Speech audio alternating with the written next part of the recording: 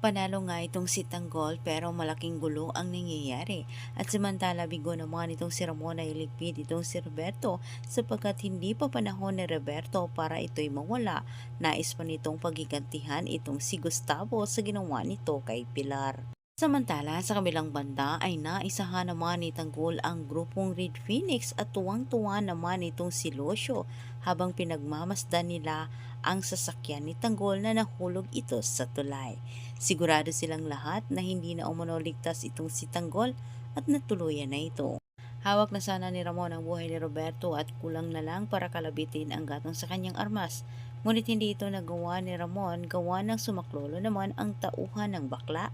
Samantala, tilang hindi pa handa itong si Jackie para mawala at niyaya niya ang kanyang anak para tumakas.